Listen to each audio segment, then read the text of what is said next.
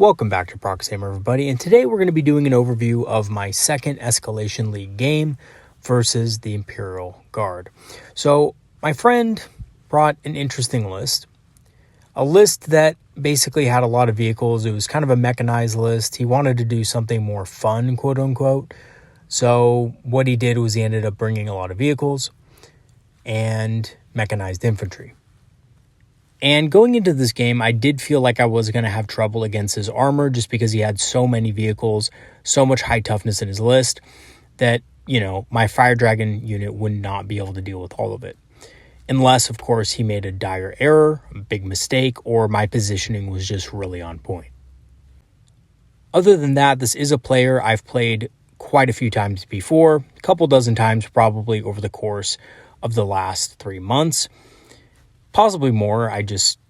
To be honest with you, off the top of my head, I don't know exactly how many times we've played, but I know that we played at least 10 games over the course of a couple weeks when the new Guard Codex came out. So, we have played each other a lot. So we do know our separate play styles and our tendencies and things like that. And when we met for this game, the first thing he said to me was, I'm probably going to lose pretty bad.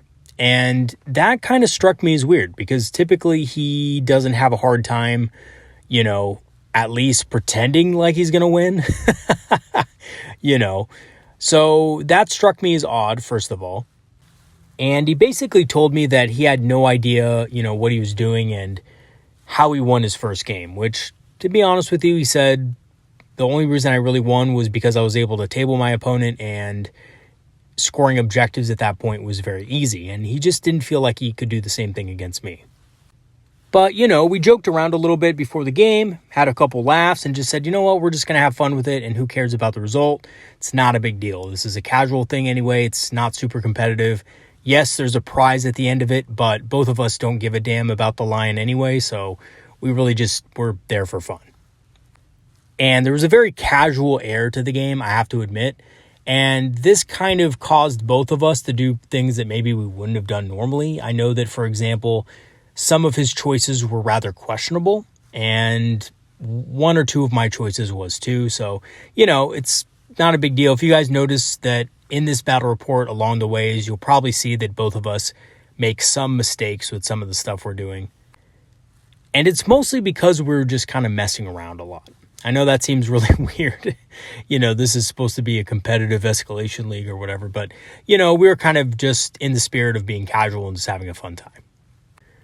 So before we get into this video, just a quick overview of what we're going to be looking at. We're going to be just going over the missions, secondary objectives, and army lists. We're going to be doing a turn-by-turn overview with analysis and results. And we're going to talk a little bit about where do I go from here and what can I do to be better and what other opponents I might face. And I already know who my next opponent is going to be in the coming weeks, and that is going to be Sisters of Battle. And some of you might remember on this channel I mentioned that somebody in my group was building up a Sisters army. Well, he decided to use that army in this Escalation League, and it's looking pretty mean so far. So it's actually looking very good. We'll just have to see how I do against it. Historically, I've been awful against Sisters. I don't think I've won a single game against Sisters in years, to be honest. Now, granted, I don't play them that much, but, I think next week or the following week's game, we haven't really decided when we're going to play exactly, but I think it's going to be a very tough one for my list. So without further ado, let us jump right into the mission that we played. So we ended up rolling Desperate Raid, which is a 1 and a 3. And basically, this is a 6 objective mission. So it has 6 objectives. It's technically a long deployment, although we were playing on a 4x4 board, so there was technically no long deployment, really. If you control 2 or more objectives, you score 4 points on the progressive primary objective. If you score 3 or more, you get 8 points. And if you score or control more objectives than your opponent, you get 12. Additionally, if you manage to score on an objective that is in your opponent's deployment zone and you control that objective at the end of your turn, you score 3 victory points, which is pretty easy for Eldar to do, but the problem is actually getting control of that objective. So if you can't get control of that objective, it's kind of hard. Obviously, though, if you can, it's very easy for a fast unit to capitalize on that. The mission rules include Desperate Raiders, so in this mission, a player receives 1 additional command point at the start of each command phase if they control one or both of the objective markers in their opponent's deployment zone. Now, this is something I benefited from in the game, and it is something that helped me secure a lot of good things on my side of the board. It also has the Objective Cleansed ability.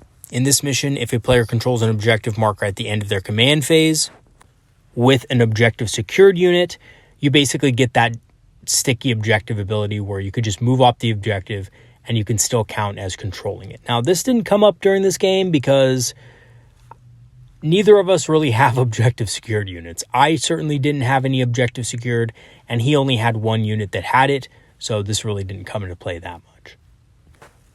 And here's a look at the deployment. As you can see, basically there are 6 objectives on the battlefield going diagonally up on both. You have 2 objectives in your deployment zone, 2 objectives in no man's land, and 2 objectives in the enemy deployment zone. So when it came to choosing secondaries, I really didn't want to bring, Warp Ritual or Scry Futures or anything like that, because I did want my Farseer to be available to cast Psychic Powers. He didn't have a Psyker in his list. He had no way to shut down Psychic Powers, so I felt like this would be a good chance to break free of a Psychic secondary and maybe go for a little bit, something more ambitious. Now, the problem with this is that I totally miscounted the amount of victory points that I was going to get from Bring It Down, and you'll see in a second why this was a big issue. Basically, I neutered myself from the beginning of the game, and once I realized my mistake, it was already too late. We had already set up, so there was no point in going back. But I did bring It Down, as well as Scout the Enemy and Behind Enemy Lines. So Scout the Enemy is a pretty basic one. Basically, I score victory points for completing the action in no man's land outside of 6 inches of my deployment zone. If I'm in my enemy's deployment zone, I get 4 points instead. Rangers finish it at the end of the turn, but since I don't have Rangers in my army at this point, it completes at the start of my command phase. But the cool thing about this objective that I really like is that any unit can do it. Farseers, Warlocks, Vipers, basically anything in the Eldar army can perform Scout the Enemy. So it's a really versatile objective to have just in basically a lot of different cases. So that's why I really like this objective, especially in small point games where your opponent may or may not have a lot of things to deal with it. I also have Behind Enemy Lines, very easy to score with Eldar, especially in small point games where you can sneak a unit behind enemy lines, maybe on one side of the battlefield, and be out of line of sight for basically the entire game. So very powerful secondary objective, and one where I typically score a high amount of points in these small games. And lastly, we have Bring It Down. So as you can see, you only score 1 victory point for destroyed models with a wounds characteristic of 9 or less. I assumed this was 2. I don't know why, but in my head I was thinking, it was a very casual kind of air to the game. Again, like I said, it wasn't really try hard, so I wasn't really thinking, and I messed up on this objective. So basically, I thought I was going to be potentially scoring up to 13 points with this thing, but it was a lot less. Now, the Imperial Guard secondary objectives, this is where I think my opponent just, honestly, I don't know what he was thinking. I think he was just randomly choosing them. I don't think he had any idea what he was doing. And again, I think it's just because his army list didn't really have any good secondary objectives to choose from. He didn't build his list from a perspective of, I'm going to score on boots on the ground. I'm going to score on inflexible command, those staple Imperial Guard secondaries. Instead, he went for a way more thematic list with a lot of vehicles in it. And I think this really hurt him in the secondary game because in 500 points, he just couldn't take the amount of units required to actually be able to successfully do this. So, there was ways to build his list, again, in hindsight, that I was thinking of that he could have done better in, but he just didn't end up building his list that way, and he's probably going to have to wait until 750 points when he can solidify his secondary choices. Okay, so the first secondary objective he picked was Engage on All Fronts. Now, this is really a unit-intensive secondary, and you really need to use this when you're at higher points levels, so I'm not really sure why he chose this, to be honest with you. Wasn't really thinking of it at the time. I probably would have told him, hey, it's probably not the best secondary objective to pick with your army, but, again, we're kind of goofing off and messing around, so I really didn't think about it, but he ended up picking this secondary objective only having 6 units in his army, so for the most part, I knew this was early on probably not going to score very highly. The second objective he picked was Grind Them Down, which isn't a bad secondary. It's just that in this matchup, it just wasn't the best because the way he was going to have to use his units to score on Engage was going to put his units in harm's way. And if he's putting his units in harm's way, chances are he's not going to be able to score very well on Grind. So again, this was a bad synergy between the two secondary objectives, and I think you kind of know where I'm going with this. He really had a bad selection of secondaries. Now let's take a look at the third one. He also had retrieved battlefield data, but only had 1 unit of infantry that could possibly score on it. So again, this is kind of one of those head shaking moments, It's like, why are you picking objectives that are not synergizing well with your list? And I think the main reason, he told me after the game that the main reason he chose these objectives was just because he had nothing else to pick. And sure enough, we went through the list of secondary objectives and there was literally almost no synergy with his army at all. And this is a huge problem. This is something you guys, when you build lists, you have to think about. How am I going to score on secondary objectives, right? Primary objectives, killing the enemy. I mean, he had plenty of tools to deal with, enemy units and stuff like that. He just had 0 tools to deal with secondary objectives. So we will go into his list in just a second and kind of do a quick overview of what his units were and what was good in his list and what probably needs to be added to his list to be more effective. But basically, he wasn't scoring a lot of victory points on secondary objectives this game. Okay, so moving on to our army lists. Mine was the same as before. I'm running Swift Strikes and Masterful Shots as my custom Craftworld traits.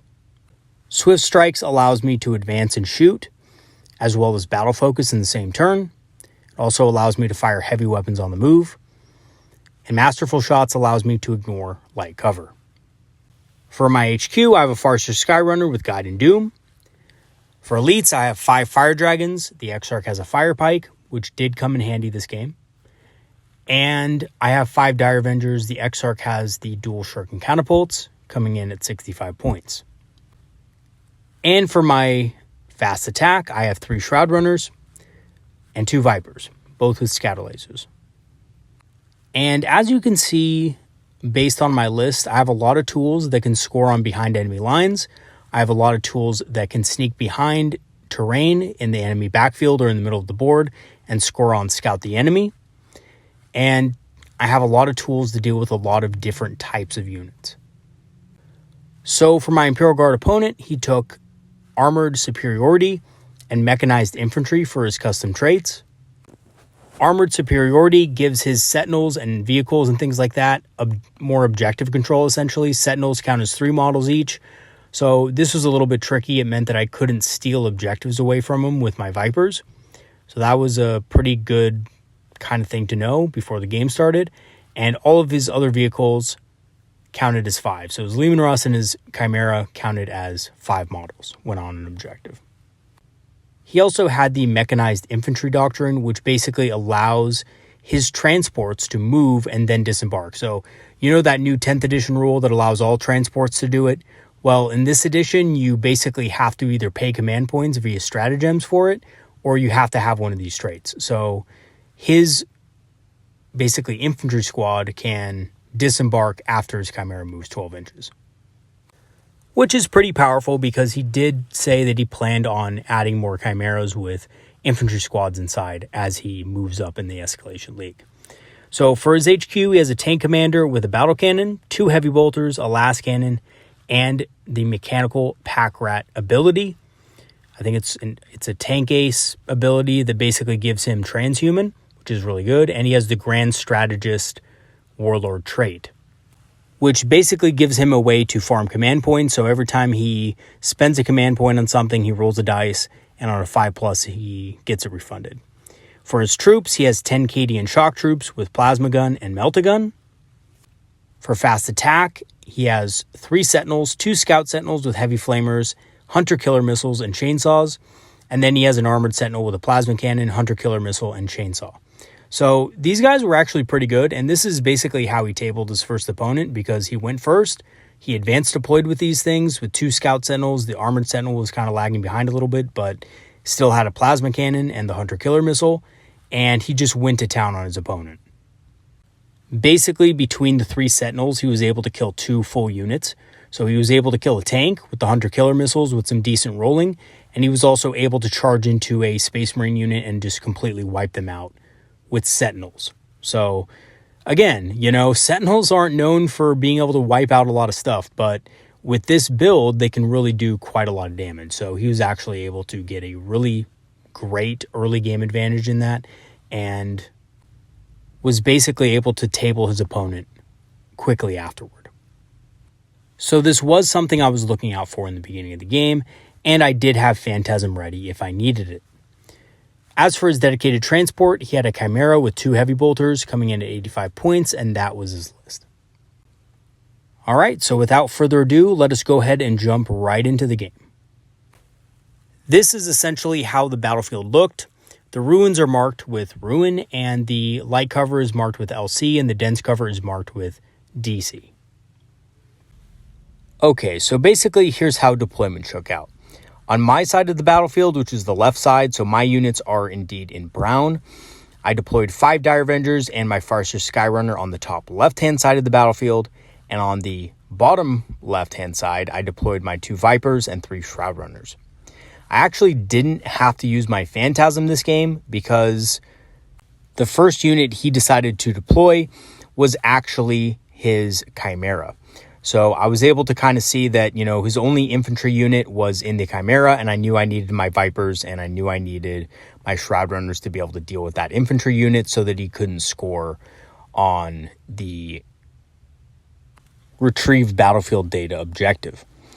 So he deployed on the top right, he deployed his tank commander, which, he didn't take inflexible command because, for obvious reasons, if he kept his whole forces together, he would have been giving up one side of the battlefield, which I have to say he probably should have done, just based on how this battle shook out. He probably should have just kept everything together, everything tight. That's what I would have done anyway if I was running his list. And then that way you can at least score, 10 points on your secondary, which is the, inflexible command, if not more. Just depends on how long that infantry is going to survive. As for the Sentinels, he put the Sentinels, 2 of them, right next to the Chimera on the bottom right.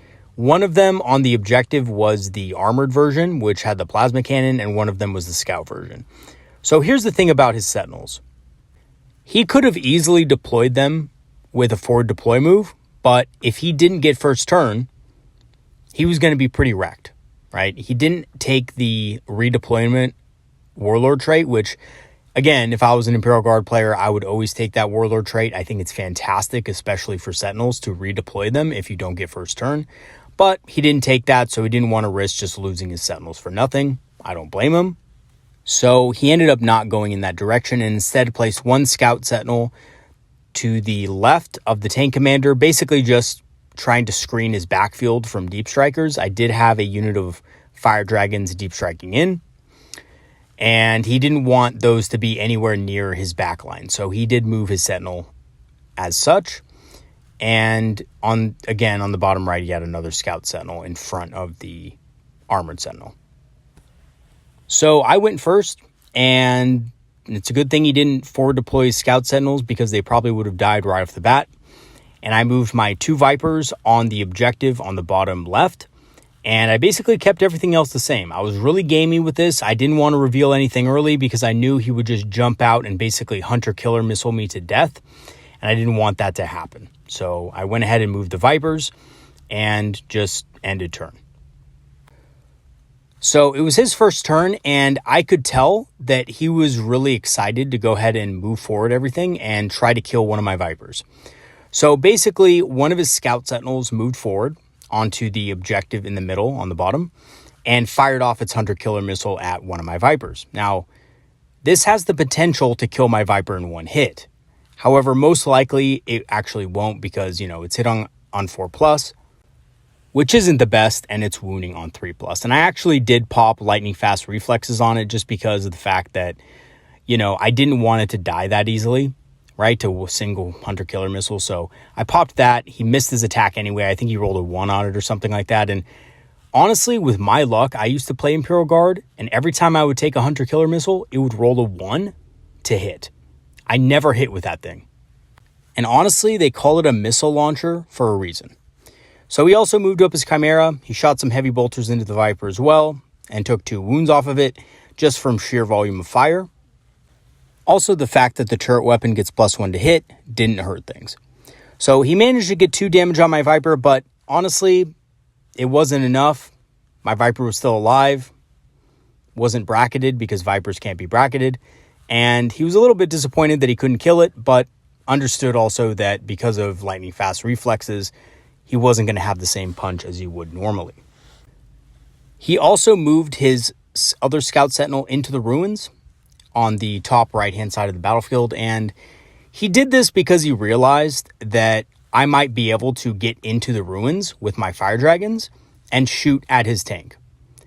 And basically what he was doing at this point was he was trying to figure out a way that he could screen out my Fire Dragons completely, but unfortunately there was just no way he could. And regardless of what he was going to do without the Scout Sentinel, he just did not have the available troops, infantry to be able to screen me out, which, this is another reason why infantry is really important in Imperial Guard. A lot of people do fully mechanized lists, and that works at bigger points, but I think at smaller points, it's a little bit harder to screen out stuff. So unfortunately, he was just basically consigned to the fact that, well, at least I have my transhuman. And my tank commander also has a 6+ save against melta weapons, having a 2+ base. So I should be able to survive at least 5 Fire Dragons at the very least, right, with the transhuman. And honestly, he was kind of right. It was a dicey situation. I know that Fire Dragons on average do about 13 wounds to Leman Russ battle tanks, and that's an average roll. So that's without Strands of Fate or anything like that considered. But to be honest with you, that could very easily not happen. I know I've whiffed before on Fire Dragons, rolling to hit. I've rolled like 4 2s on them. So, this was a very risky part of the game. Because basically, if I brought my Fire Dragons in and they did nothing against that Leman Russ battle tank, he was probably going to end up just tabling me. I didn't have a lot of tools to deal with it.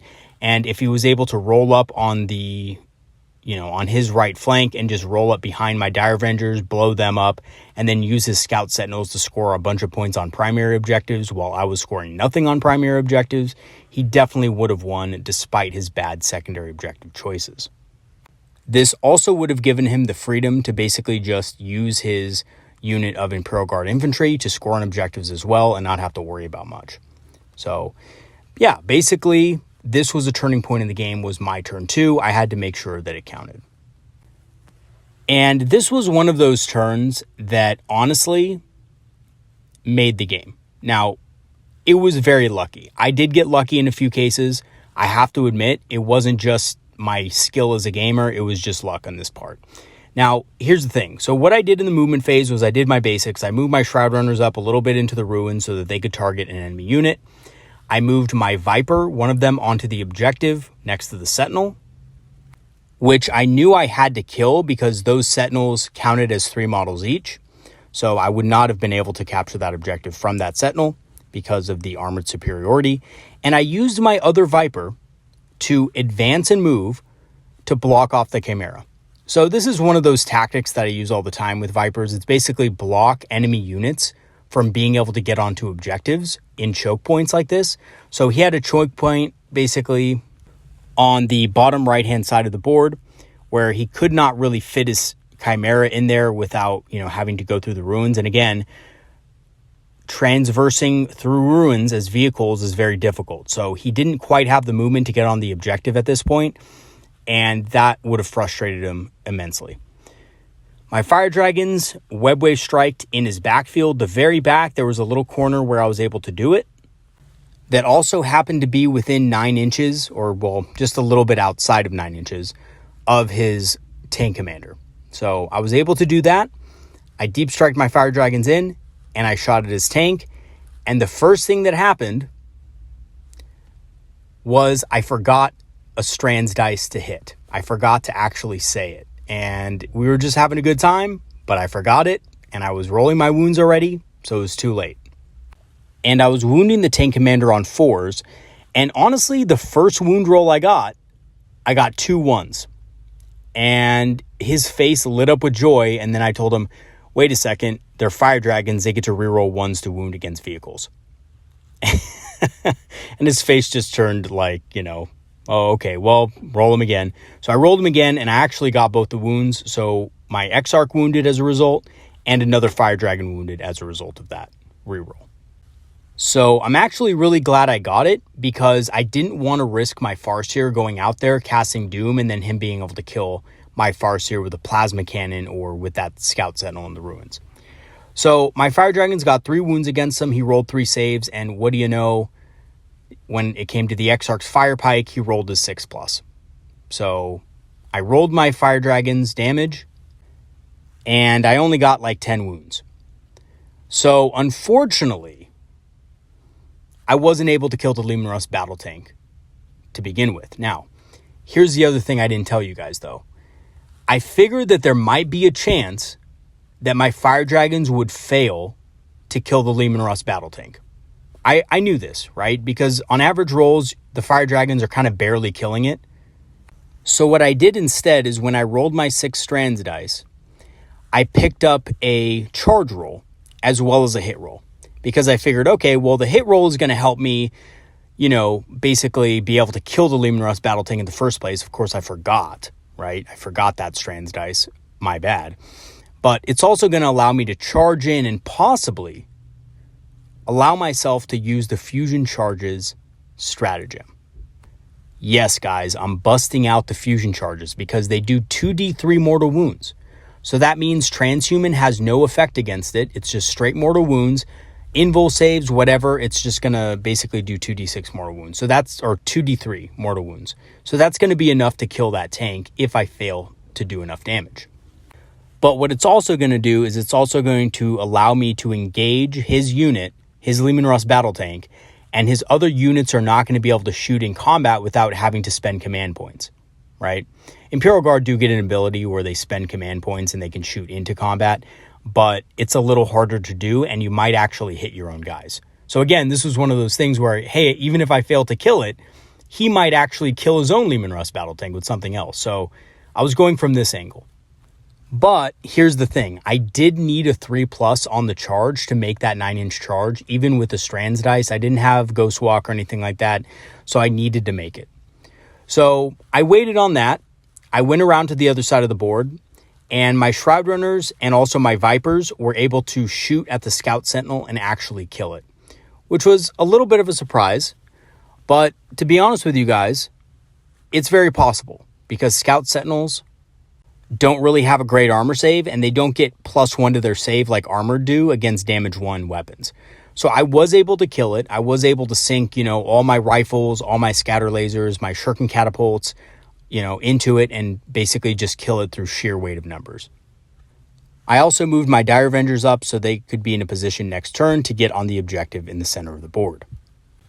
Okay, so then my charge phase comes along, and basically I declare a charge.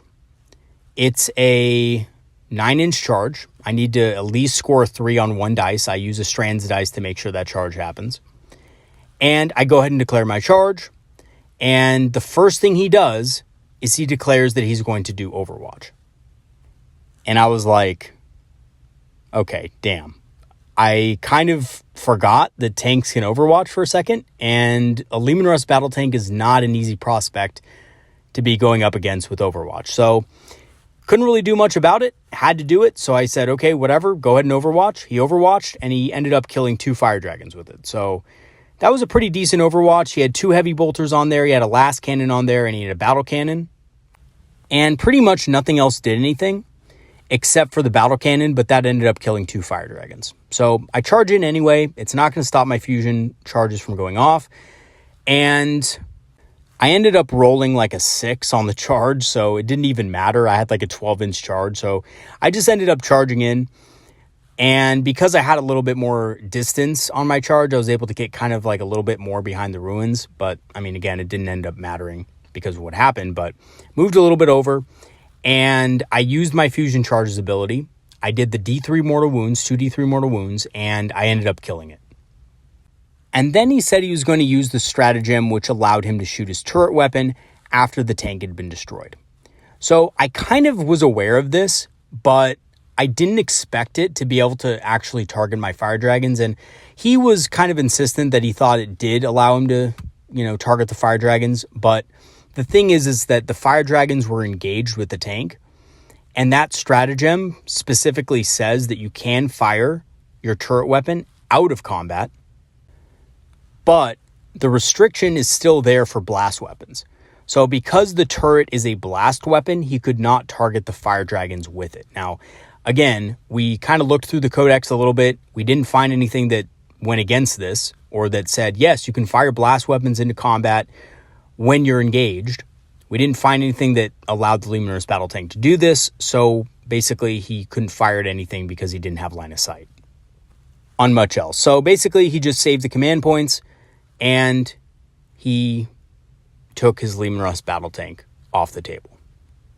And this was an extremely pivotal part of the game. Because I was able to do this, I was essentially able to make sure that he couldn't table me because he just didn't have the damage really on the table to be able to do so. So I destroyed his Luminous Battle Tank, and then I was able to actually consolidate a little bit more onto the objective. Not too much more, but a little bit more with my unit. Okay, so his turn 2 comes along, and he's thinking that he has to make sure that he clears off my fire dragons from his home objective. And he also has to make sure that he kills the vipers that are in view now. Everything else is pretty much out of line of sight, so he was just simply concentrating on this. So basically what he did was he actually did successfully kill both vipers. The unit of infantry that was inside the Chimera disembarked and got out within the ruin. So they were able to open fire on the Viper on the objective, and they killed it pretty easily with the Melt-A-Gun actually just one-shotting it. So that was kind of a lucky roll, but honestly, I expected the Viper to die anyway, so it wasn't really that big of a deal. The other Viper was gunned down with heavy bolter fire. So the thing is honestly, it was one of those instances where I kind of just didn't even care if it died. And I probably should have used lightning fast reflexes again, but again, I didn't think about it at the time, so I didn't end up using it. And this would actually be okay because it allowed me to do something else that really helped me on the other side of the board, which I'll talk about in a second. Some of you may be looking at the graphic and wondering how the Sentinel died. But yeah, the extra command point that I saved there allowed me to do this. So 2 Vipers were down. Now, he did have grind, so he actually would have probably gotten grind if his rolls had been a little bit better and my fire dragons were not able to kill the Sentinel that was charging in. So on the other side of the battlefield, the Sentinel went from the ruin to the other side of the ruin there and shot at the fire dragons. So Hunter Killer Missile, Heavy Flamer were able to kill 2 fire dragons, and all I had was my Exarch left on the objective. And I knew that that Sentinel was going to charge in and most likely kill it because it had the chainsaw, so it had a good chance of killing the Exarch. And so when he declared his charge, I thought, you know what? I'm just going to Overwatch and see what happens. And then I remembered I had a Strands dice. And I was like, well, I'm going to use my Strands dice to hit. Now, obviously, he could have just sat there and not charged at that point, right? He had the ability to do that. But at the same time, he couldn't really do it because then I would still have control of the objective and I would still be scoring points on that objective come my turn. So he couldn't really do that. So he ended up just wanting to charge in anyway. He said, okay, well, I pretty much auto make the charge here. Go ahead and do your Overwatch. Strands of Fate to 6 to hit. Roll to wound. I got the wound roll. And he had no armor save. And his Sentinel blew up, basically. And because I had the Fire Pike, it was basically a 3-up to kill. And I rolled that 3-up and the Sentinel died. Now, a lot could have happened there. I could have failed the wound roll. I could have failed the damage roll and the Sentinel would have went in there and probably chopped the Exarch in half. But luckily, I was able to make those rolls, and that was the result. And I have to admit, it was kind of unfortunate for my opponent that things shook out the way they did, because to be honest with you, I didn't plan on using these Strands of Fate for Overwatch. I planned on just trying to kill the Leman Russ battle tank when I deep striked in and basically just doing that. But it kind of worked out okay. My Fire Dragon Exarch survived, passed its morale test at the end of the turn, and was also able to kill the Sentinel. So absolute MVP in the Fire Dragon Exarch. So my turn 3 comes along, and basically at this point in the game, I have a solid command of the game as far as the amount of units that are left on the board. The Fire Dragons were able to trade well up, and possibly even more because I still have the Exarch there, which is kind of hiding behind the Ruin now for most of his army. So I moved up my Dire Avengers.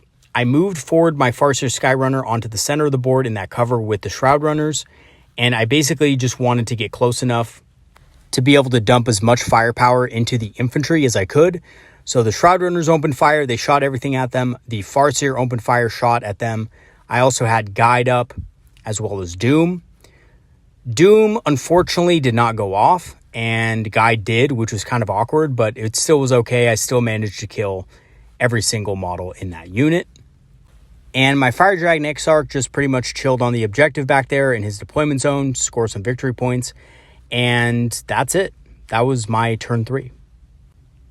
So during his turn 3, he was mostly focused on just trying to kill my army at this point, trying to get it basically destroyed so that he could perform actions and do stuff like that. Obviously, though, didn't really work out too well for him. He shot his Sentinel with the Plasma Cannon and Hunter Killer Missile. The Plasma Cannon didn't do anything, but the Hunter Killer Missile actually went through and killed a Shroud Runner in one shot, which was pretty cinematic, I have to say. And I could just imagine this in a scene, you know, of like an animation or something like that. That would be really cool. But shot the Hunter Killer Missile. It went ahead and killed one of the Shroud Runners. And he moved his Chimera up to the objective. He also shot at the Shroud Runners with it. But unfortunately for him, I was able to make the saves. So during my turn 4, I basically made the move to move my Farseer up to the objective on the bottom right-hand corner of the board. So I was right next to the Armored Sentinel with my Farseer. Now, this was on purpose because basically what I wanted to do is I wanted to make sure that he didn't have any ability to continue to score on primary objective points. So I did that, moved that forward. And between the Fire Dragon Exarch, who used a Strands of Fate advance, and a normal move to get within range of the Armored Sentinel, I was actually able to take out that Sentinel, and then the Farseer battle focused because again he has Swift Strike, so he can move, advance, shoot, and then of course if he's in range of something he can also battle focus afterward. So I battle focused on the objective in their backfield, and the Fire Dragon Exarch was able to just basically just move and shoot. I moved the Shroud Runners to the top left objective. The Dire Avengers just sat there and basically just performed Scout the Enemy to score 2 points. And that was the end of my turn. So on his turn, he just wanted to score some victory points. So he moved his Chimera into my deployment zone, advanced with it so it could get onto the objective, which it did. And basically, I think he was sitting at 0 victory points at this point in the game. I mean, his list, just to be honest with you guys, was not built for objectives whatsoever. This is kind of like the list you would see in 5th edition or something like that, where there were no real objectives that you had to score on, and it was all about killing your opponent. And that is just not how this game works in 9th edition. So, yeah, you know, he did tell me after the game that really his list is much better at higher point games, and he was expecting to do much better at 750 and 1,000 points, which I'm sure it will. I'm sure he'll have a lot more infantry, a lot more officers and things like that to be able to do things with. But as of now, it just could not perform on objectives whatsoever. So he did want to score something in the league, so he ended up moving the Chimera to the rear objective and was able to score 3 points on that. During my turn 5, I was just basically happy to let him just score in my deployment zone. I didn't really want to risk anything else, you know, like for example, if I moved my Shroud Runners over, they weren't going to do anything. My Dire Avengers weren't in range, my Farseer couldn't do anything, and my Fire Dragon Exarch certainly couldn't get in range. So I basically just moved. I performed Scout the Enemy on the not Dire Avenger Exarch, the Fire Dragon Exarch in the enemy deployment zone. So I moved him behind some ruins so that he couldn't get shot at by the Chimera, and basically just performed Scout the Enemy. And basically everything just stayed where it was, scoring on primary objectives, and that was it. And his turn 5, he just moved his Chimera more onto the objective and just ended the game, basically. And he knew he was going to lose by a large amount. But, I mean, to be honest with you, we had fun. We had a fun game. Even though, he didn't really do a lot in terms of objectives, almost nothing. He did a lot in terms of damage, and, it was a fun game. It was exciting at the very least. So when we added up our points, I ended up scoring 45 out of 45 on my primary objectives, which, to be honest with you, was a pretty obvious result. He didn't really have a lot in his army to contest my objectives, and I was scoring pretty consistently. Now, the problem with this, though, is that with his army, I probably should have scored even more than 45, even though that's the cap. I hit 45 right on the nose, so I didn't overscore at all. So in a game like this, where one player is dominating the other and you're barely able to reach 45 primary objective points, it probably means I need to do a little bit of a better job figuring out how I'm going to move my units and screen them properly so that they can score better in the first, turn 2, turn 3 of the game. As for my secondary objectives, behind enemy lines was a great choice. Obviously, I was scoring that almost from the beginning. I scored 14 points on that. On Scout the Enemy, I was only able to score 10 because I was only really able to do it 3 times. Once on a Dire Avenger unit, once on a Fire Dragon Exarch, and again on the Fire Dragon Exarch in the last turn. And Bring It Down obviously was terrible. I chose the wrong secondary objective for this game, having kind of miscounted the amount of victory points that I could get from it. So I only scored 5 there. So with the bonus points from having my army fully painted, I was able to score 84 points out of 100, which, to be honest with you, against this opponent, against an army that really had no secondary control, objective control, or primary objective control, that's a little bit weak. I think I should have done a lot better in my secondary objectives, for one. And for 2, the primary objectives, even though they are maxed, probably should have been overmaxed, considering that my opponent really didn't have any real primary objective control either at this point level. So as for my opponent, he did really bad, and I felt kind of bad, to be honest with you, because he only scored 6 points on primary objectives, and he scored nothing on any of his secondary objectives. Now, this is where I really think that you kind of have to put a lot of thought into small point games, especially when you're trying to score secondaries, because with Imperial Guard, a lot of the good Imperial Guard secondary objectives rely heavily on having officers nearby and having your army working as one. So having multiple officers within range of your forces, within flexible command, or being able to basically have infantry units in each table quarter, essentially, with boots on the ground. I think those are the main 2 objectives that you need to be striving to be able to score on. And unfortunately, his army didn't do either of those well at all. And honestly, I'm not trying to rag on him at all, but to be honest with you, his list was suspect, let's just put it that way, as far as its ability to win games. And I do think this was more of a list problem in general and not a player problem. I just think that for the most part, he's used to playing bigger point games where you have those auto-include secondaries of inflexible command and boots on the ground.